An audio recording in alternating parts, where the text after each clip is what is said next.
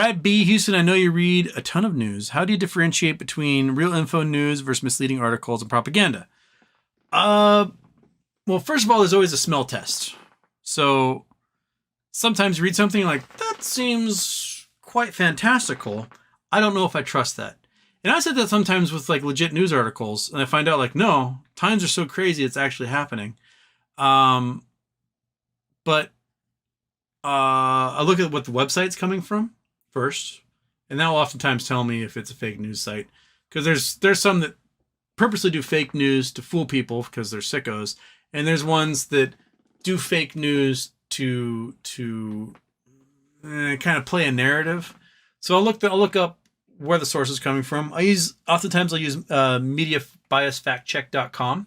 They'll tell me how factually accurate the articles are, what part of the political spectrum they're coming from, and they'll kind of inform me what their bias is, and if you know, sometimes they'll report things, and I'm like, this seems a little strange the way we're reporting it, and I'll find like the original news article it came from and discover that they're like pulling things out of the article and arranging them in a way that's not quite what happened.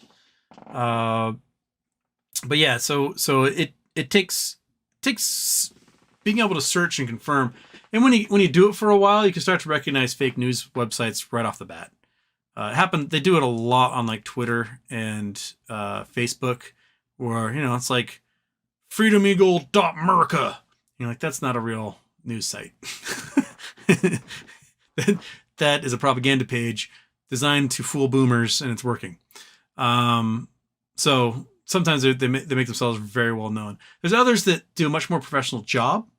You might see stuff from like the Brownstone think tank or whatever, and Brownstone think tank is just like an anti-vax website.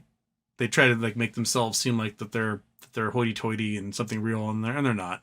There's a bunch of anti-vaxxers posting propaganda that's not backed by science or anything. Yeah, so that things can happen.